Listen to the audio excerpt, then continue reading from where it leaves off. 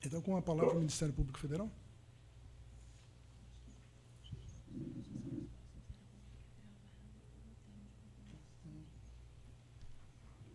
Agradeço. Senhor Fernando Miliaccio, boa tarde. Boa tarde, Isabel. Qual foi sua trajetória profissional no Grupo Odebrecht? O senhor pode relatar brevemente quais foram os cargos que o senhor ocupou e quais os períodos? Eu entrei na década de 90 como estagiário, sempre atuei na área financeira, sempre na tesouraria da CBO, da CMO, da Odebrecht S.A. E fiquei um tempo em Brasília com financiamento e exportação, e nos últimos 6 anos dos meus 23 na área do setor de operações estruturadas. Em que consistia a área que o senhor chamou de setor de operações estruturadas? Consistia em fazer pagamentos paralelos não contabilizados. Era uma área de geração e distribuição de vantagens indevidas? Geração não, geração tinha uma outra área que era responsável, mas distribuição, sim. O senhor era responsável pela distribuição, portanto, de vantagens indevidas? Um dos, sim. Quem mais integrava esta área? Essa área tinha como líder máximo Marcelo Odebrecht, que por sua vez tinha Gilberto Silva como meu chefe direto, Luiz Eduardo Soares como meu parceiro e Ângela Palmeira e Maria Lúcia Tavares como minhas subordinadas. E qual era exatamente a função do senhor nessa área de projetos estruturados da Odebrecht?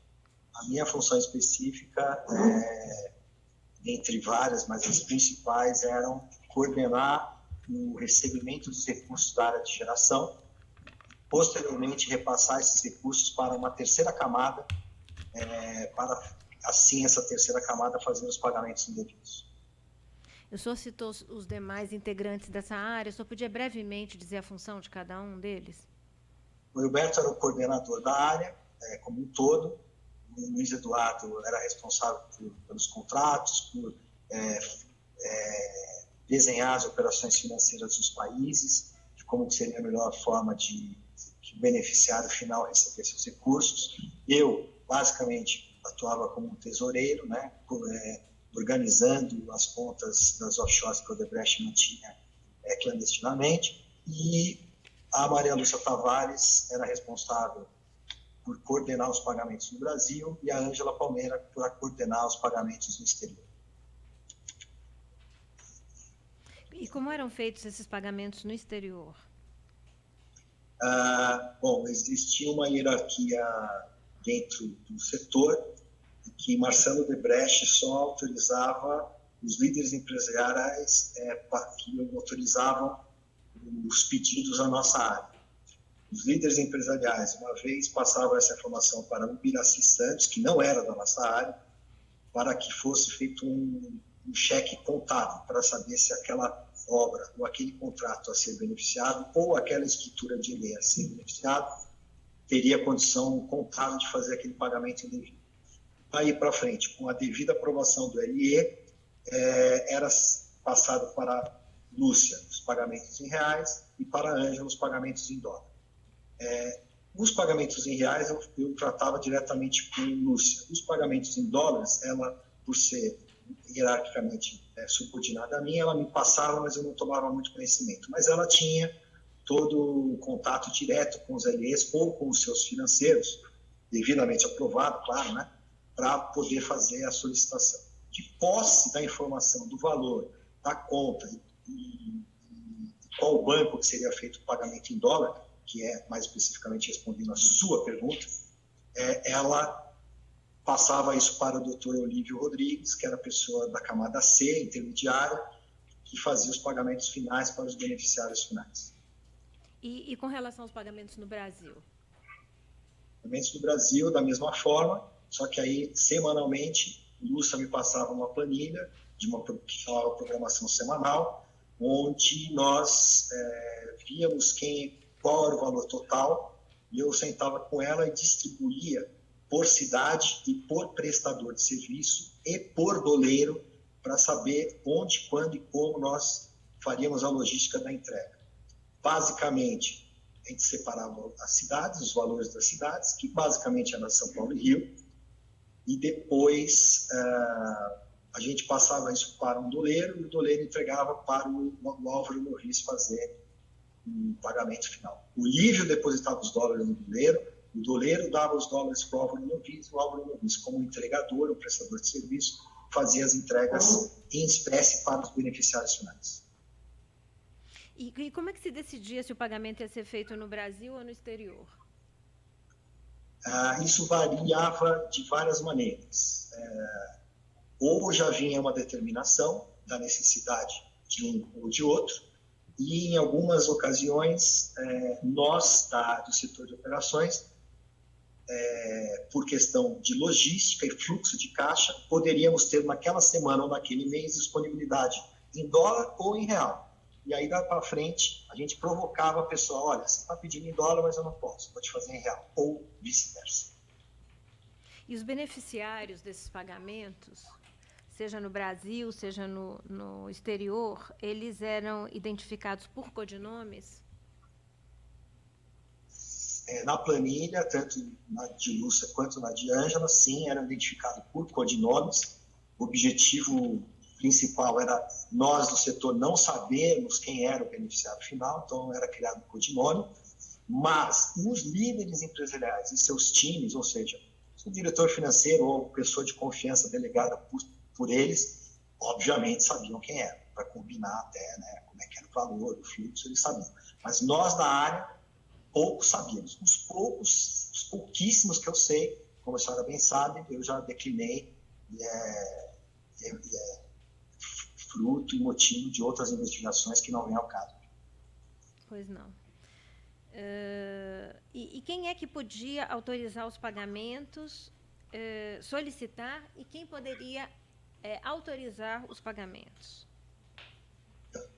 Lá nos primórdios, quando eu entrei na área, que já existia, né? A área existia desde 2006, eu entrei em 2009, Marcelo tinha esse poder. Com o aumento e a frequência dos pedidos, ele delegou aos líderes empresariais que eles tivessem esse poder de poder autorizar. Então, respondendo a sua pergunta, os líderes empresariais tinham o poder de solicitar e fazer os pagamentos. E, consequentemente, hierarquicamente, por questões de logística e de operacionalidade, ele passava esse poder de acompanhamento, não de aprovação, mas de acompanhamento a algumas pessoas das suas equipes.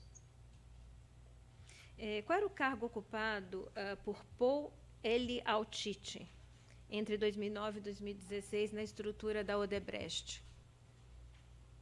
Doutora, eu não saberia especificar ano a ano no detalhe, mas o que me consta, Paul L. Altiti, ele foi CFO da construtora Norberto Odebrecht, depois ele foi CFO da Braskem, depois ele foi líder empresarial da Odebrecht Investimentos Imobiliários, se não me falha a memória. Ele foi líder da Odebrecht Realizações Imobiliárias? Sim. Sim? Sim. Ele podia, então, solicitar nessa condição pagamentos não contabilizados? Sim. No caso de pagamento ser feito no Brasil, o senhor já aqui declinou o modus operandi. O modus operandi. Eu indago o senhor, qual é o seu relacionamento com Valdemir Garreta? Meu relacionamento com o Valdemir Garreta é estritamente e curtamente profissional. Estive com ele em algumas oportunidades no escritório, a pedido, se não me falha a memória, que já faz muito tempo, ele foi combinar comigo alguns fluxos de pagamentos que eram devidos a ele. No que se refere aos pedidos do Brasil, eu não tenho como saber de cabeça quem foi o solicitante e qual era o projeto que ele estava fazendo jus a esse pagamento. O que eu tenho muito claro na minha mente, isso eu lembro, que uma das ocasiões que ele esteve na minha sala, no escritório do Odebrecht, lá no Butantã, foi que nós ligamos para um dos executivos da Odebrecht no Peru, que eu não me lembro qual, e para fechar e saber se realmente o pagamento dele estava autorizado. Parece que tinha um atraso, então ele queria receber, e eu consultei, então, na frente dele, esse nosso executivo no Peru, que disse que sim, que poderia ser pago. A gente, na ocasião, combinou o fluxo e depois fizemos as entregas do jeito que foi combinado. Então, se o senhor pudesse explicitar de que forma, então, o senhor ajustava com ele a entrega de valores... ele, então, ia ao escritório da Odebrecht, ele foi algumas vezes, o senhor disse? Ele foi, no mínimo, umas 3 vezes na minha sala, mas eu tenho conhecimento que ele passava em outras salas de outros executivos que ele não me dizia qual. Nesse momento, já era feita a ele a entrega de valores de vantagens indevidas? Que eu me lembre, não. Era sempre combinado uma data, ele me dava um endereço e eu programava com a Álvaro Novis e ele entregava. Então, os senhores entravam em contato em razão dessa prévia combinação sobre a forma de entrega nessas idas do senhor Garreta ao escritório da Odebrecht? Sim.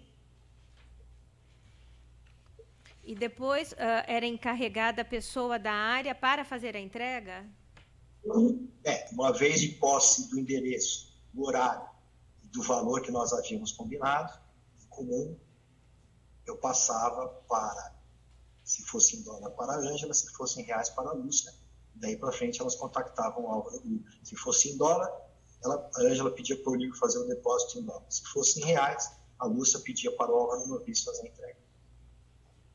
Então, entregas no Brasil em reais seriam feitas por Álvaro Novis? Sim. O senhor pode explicar? Majoritariamente.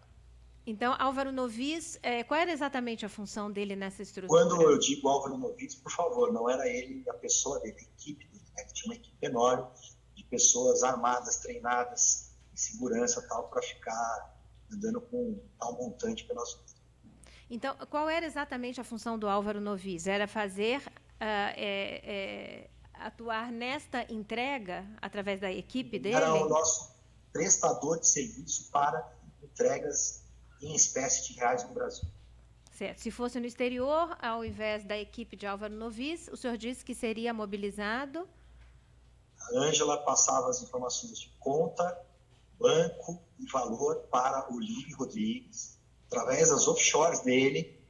Tinha várias, ele fazia os pagamentos para o beneficiário final em contas em dólar. E o senhor pode informar se Valdemir Garreta se valia de alguma pessoa para fazer esses recebimentos? No Brasil, ele me disse uma vez que era para fazer a entrega em alguns flats, e que era para procurar a pessoa chamada William. William Chaim? Não sei qual nunca soube o sobrenome, sempre tratei como William só. E Mônica Moura, que também foi ré em processos da Operação Lava Jato, Mônica Moura, ela também se utilizava de William para fazer recebimentos de valores não contabilizados da Odebrecht? Sim, se utilizava também. O senhor fez o relato, então, dessa divisão de funções dentro da área de projetos estruturados, essa área de distribuição de propinas da Odebrecht. O senhor pode informar sobre a forma como essas operações eram registradas, sobre os sistemas de que vocês dispunham para os registros dessas operações, brevemente? Sim, basicamente nós tínhamos dois sistemas. Um chamado MyWebDay, que era uma coisa de dentro do Odebrecht, da qual era controlada por pessoas de dentro do Odebrecht, que algumas pessoas tinham acesso. O MyWebDay é amplo, podia até uma secretária podia usar para comprar material do escritório, mas tinha um nicho dentro do MyWebDay só para a área de setor de operações estruturadas usar. As operações eram registradas lá, nos mínimos detalhes, porque Ângela e Lúcia eram bem detalhadas, escreviam tudo. E nós tínhamos um outro sistema que era fora do Odebrecht, que se chamava Droces, no qual o servidor ficava fora do Brasil, e que esse sistema que é muito simples, todo mundo pensa que é um negócio do outro mundo, mas é muito simples. Ele só servia para 3 coisas.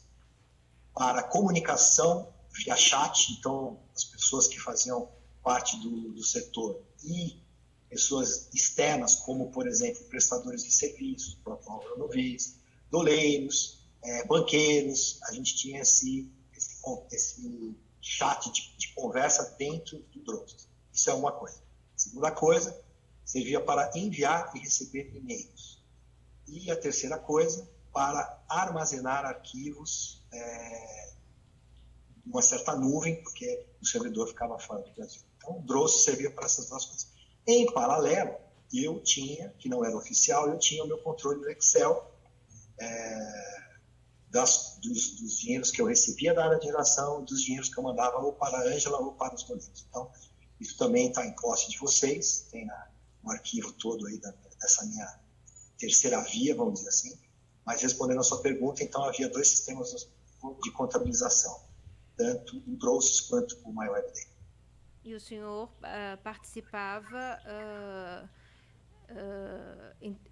colocando informações, portanto, nesse sistema. O senhor era uma das partes ou das pessoas da área que atuava nesses sistemas. O Drops não contabilizava nada, só tinha alguns registros de algumas operações, os pedidos de dinheiro para fora, esse tipo de coisa. Mas a contabilidade era feita no MyWebDay. No MyWebDay. Certo. Eu vou aqui referir um número de telefone que eu indago se é da sua secretária, de código 11 30 96 60 66. O senhor fez referência a esse número de telefone no seu termo de oitiva no dia 17 de agosto de 2018.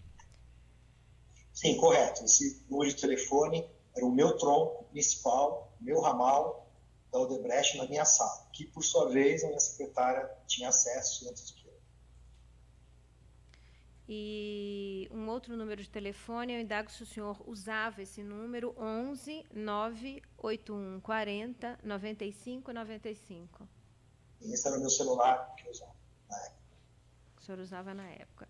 No mais, eu indago se o senhor reitera o seu termo de colaboração número 12, prestado no bojo da sua colaboração perante o Supremo Tribunal Federal, cujo tema é só confirmar Garreta. Aqui que eu preciso ver para o advogado. É número 12 menos 2 coisas. Vou confirmar tudo. Só um minuto, doutora. Pois não. Isso mesmo, é o 12, tá certo. Cujo tema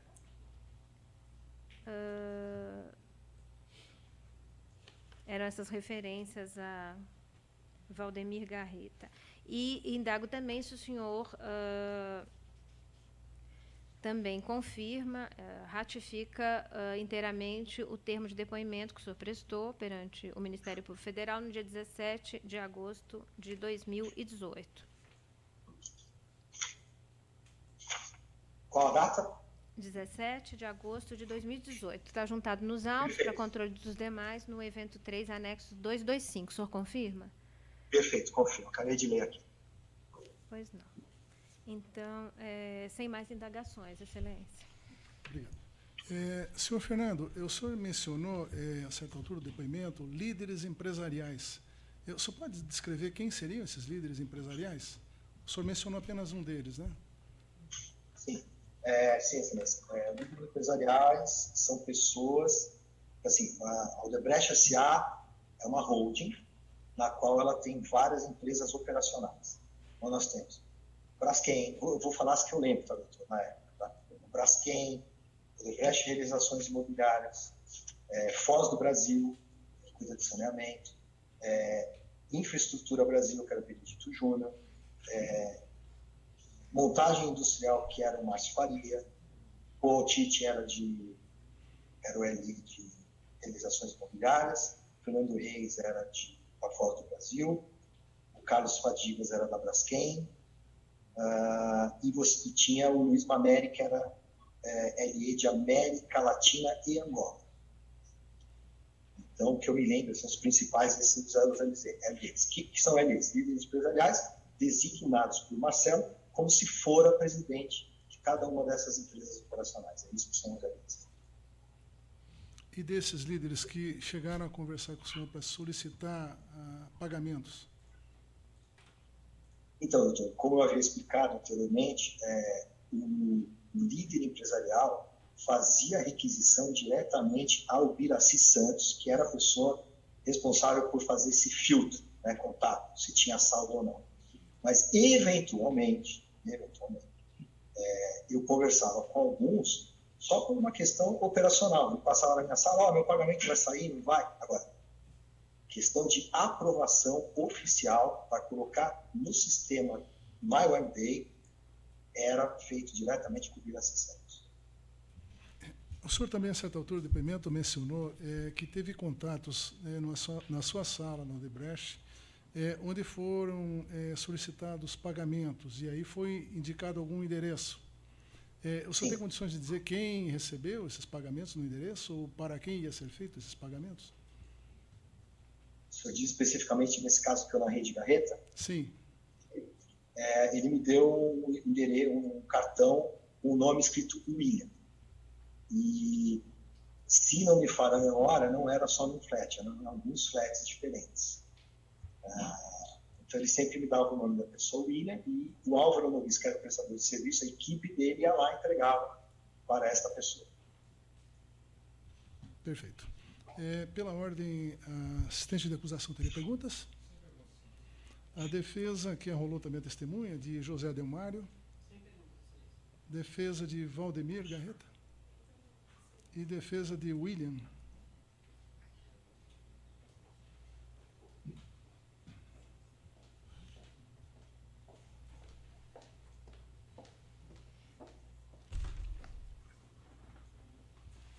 Boa tarde, excelência, boa tarde, procuradora. Eu sou a Daniele, advogada de Valdemir Garreta. Eu tenho poucas perguntas para o senhor Fernando Migliaccio. Senhor Fernando, o senhor comentou que alguns líderes empresariais pediam que fossem feitos pagamentos. Com relação especificamente ao pagamento feito ao senhor Valdemir Garreta, o senhor sabe se Jorge Barata era o responsável, o líder empresarial no Peru, da Odebrecht no Peru? Na verdade, eu não sei, não poderia especificar a nomenclatura, né? Porque como nós tínhamos um líder empresarial de América Latina e Angola, eu não sei dizer ao certo, porque eu até nunca tive muito contato com o Barata, se ele tinha esse cargo de LE. Mas, com certeza, ele era o nosso número 1 lá. Mas, se ele tinha esse cargo de LE, eu não sei. Lá no Eu Peru. acredito que não. Tá. O senhor confirmou, quando perguntado pela procuradora, que confirmou os seus termos de depoimento, seja o termo de colaboração número 12, seja o termo feito em... Desculpe. Seja o termo de depoimento do dia 17 de agosto de 2018. Com relação a esse termo do dia 17 de agosto, cujos áudios e os termos foram juntados aos autos recentemente, tem uma fala do senhor que fala, e eu peço para falar, no minuto 1 minuto e 30, que os valores que Valdemir Garreta tinha recebido no Peru. O senhor confirmou esse depoimento. O senhor sabe me dizer a que título ele recebeu esses valores no Peru? Não. O senhor tem conhecimento que Valdemir Garreta é colaborador da Justiça Peruana? Não me recordo, mas parece que quando eu estive com os procuradores peruanos aqui em São Paulo, eu não sei se eles comentaram, mas acho que eu ouvi dizer assim. Mas não tenho domínio disso. O senhor tem conhecimento que Valdemir Garreta prestou serviços de campanha eleitoral no Peru e por isso foi pago com esses valores do Odebrecht? Acho que ele comentou comigo na época. Na época dos pagamentos? Sim. Com relação ao termo de colaboração número 12, que o senhor confirmou que foi feito nessa colaboração perante o Supremo Tribunal Federal, o senhor se recorda onde o senhor prestou esses depoimentos? Desculpa, eu não te ouvi. O senhor se recorda, com relação ao seu termo de colaboração número 12, especificamente, o senhor se recorda onde o senhor prestou esses depoimentos? Este depoimento... só um minutinho, por favor, eu vou pegar o... Tá bom.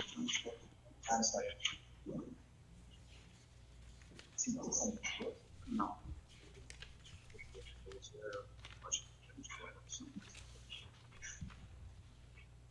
Todos sobre o STF. Boa, muito obrigado. Ok. É que esse aqui fez parte da homologação, certo? Sim, desculpa. Então, agora que eu estou com ele em mãos, qual a sua pergunta, por gentileza?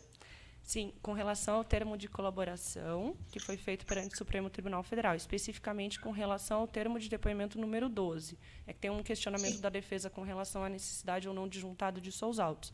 O senhor se recorda onde esse termo de depoimento foi prestado? Em Curitiba. Tá. Eu estou satisfeita, excelência. Muito obrigada. Pela ordem de defesa de William, teria perguntas?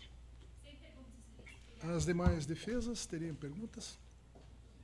Excelência, só aqui com relação ao local onde o depoimento foi prestado, os depoimentos de colaboração no bojo da colaboração realizada pela Procuradoria-Geral da República, foram realizados alguns em Curitiba por determinação do Procurador-Geral, a portaria específica. A defesa tem conhecimento disso. Ah, sim. Não era questionamento sobre se os termos estão está aqui ou não. referido no termo, né? Prestado na sede da Força Tarefa em Curitiba. Sim. Pois não. Era só isso, por isso que eu questionei a testemunha. Muito obrigada, excelência. Alguma pergunta mais para as ilustres defesas? Então, está encerrado o depoimento. O senhor Fernandes está dispensado já. Obrigado.